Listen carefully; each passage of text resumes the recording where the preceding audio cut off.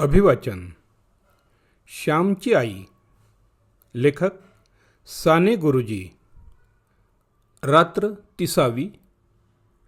तू वयाने मोठा नाहीस, मनाने. अभिवाचक स्वर अनिल सोमणी. तू वयाने मोठा नाहीस, मनाने. मे महिन्याची सुट्टी संपून मी परत दापोलीस शिकाव्यास गेलो. शाळा सुरू झाली, पावसाळाही सुरू झाला. तप्त जमिनीला मेघ शांतवू लागले. तापलेल्या जमिनीवर पाणी पडे व कसा सुंदर वास सुटे. नवीनच पाऊस जेव्हा सुरू होतो तेव्हा मातीचा एक रम्य सुंदर वास सुटत असतो. गंधवती पृथ्वी या वचनाची त्यावेळेस आठवण येते. फुलाफळात जो रस, जो गंध असतो, तो एक प्रकारचा स्वाद असतो, तो पृथ्वीच्याच पोटातला. घरून दापोलीस येताना यावेळेस मी एक निश्चय करून आलो होतो. सुट्टीत घरी असताना एके दिवशी लहान भाऊ नवीन सदऱ्यासाठी हट्ट धरून बसला होता.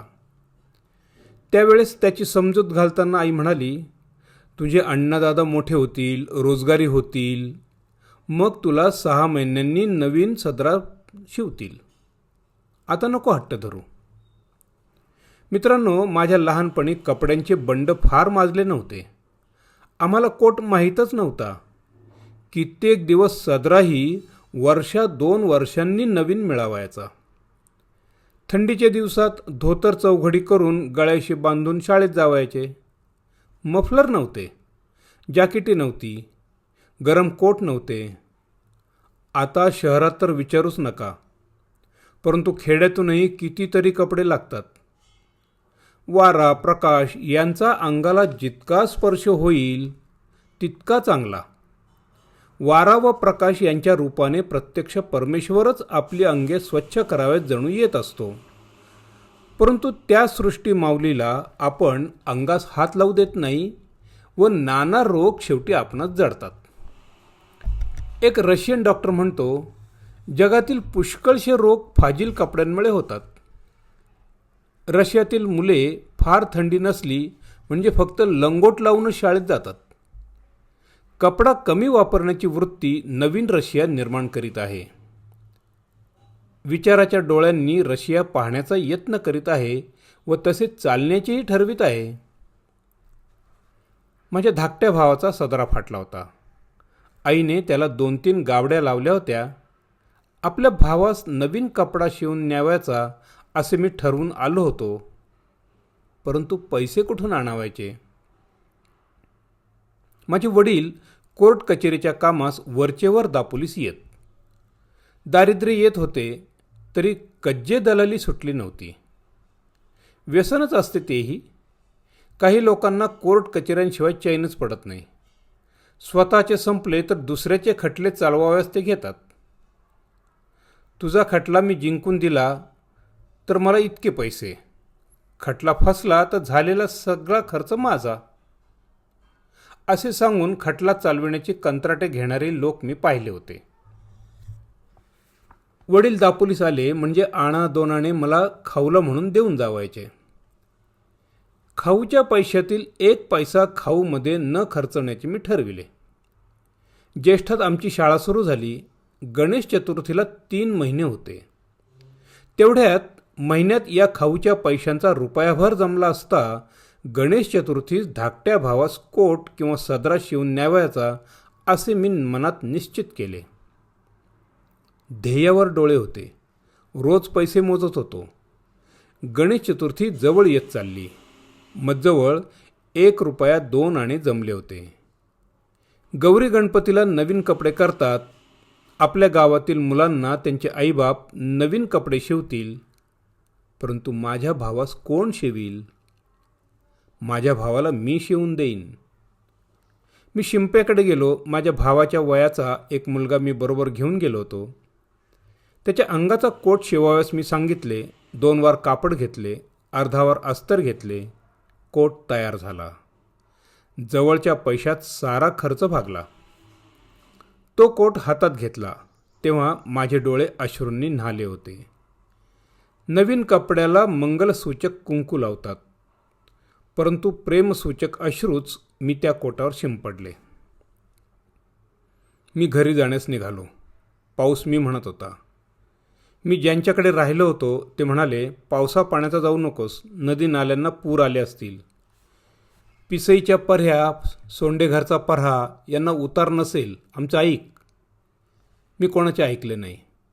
हृदयात प्रेमपूर आला होता. तो नदी नाल्यास थोडीच भीक घालणार. नवीन कोट बांधून मी निघालो. पंखा असते तर एकदम उडून गेलो असतो. चालण्याचे श्रमच वाटत नव्हते.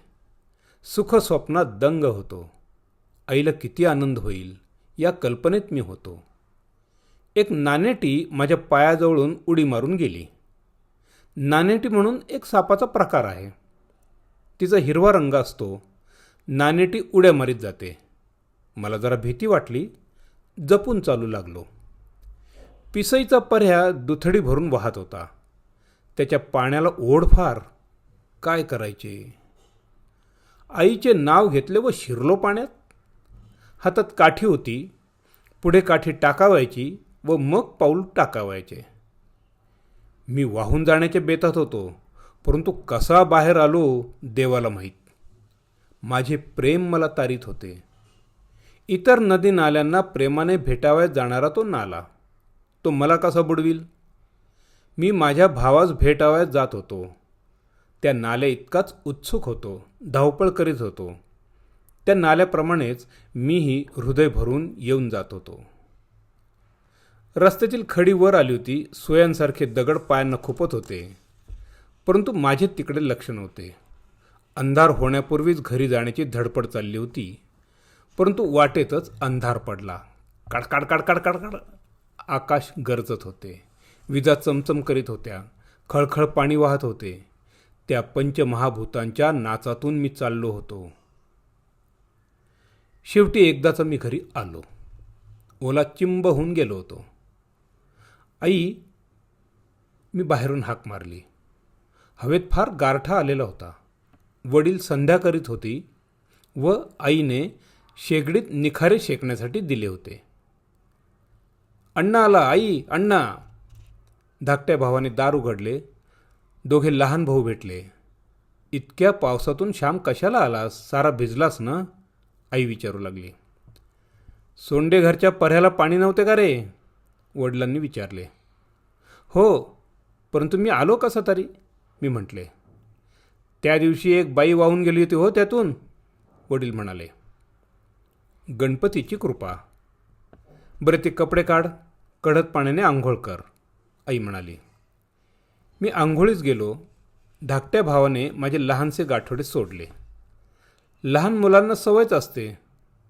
त्यांना वाटत असते की काहीतरी आपल्यासाठी आणलेले असेल. परंतु मी माझ्या भावंडास काय आणणार? कोणता खाऊ आणणार? कोणते खेळणे आणणार? कोणते रंगीत चित्रांचे पुस्तक देणार? मी गरीब होतो. परंतु माझ्या भावास त्या गाठोड्यात काहीतरी सापडले. त्यात कोट सापडला. नवीन कोट. तो कोट नव्हता, ते हृदय होते, ते प्रेम होते. ती आईची फलद्रूप झालेली शिकवण होती. अण्णा, हा लहानसा कोट कोणाचा? हा नवीन कोट कोणाला रे? धाकटा भाऊ कोट घेऊन मजजवळ येऊन विचारू लागला. मग सांगेन, घरात जा, मी म्हटले. आई, हा बघ कोट. हा काही अण्णांच्या अंगाचा नाही. हा मला आणला होय नाही?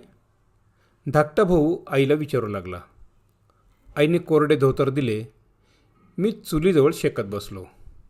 आई म्हणाली, श्याम, हा कोट कोणाचा? मोरू जोशांच्या का रे? त्यांचा द्यायचा आहे का? कापातल्या मुक्याने पाठविला असेल, वडील म्हणाले.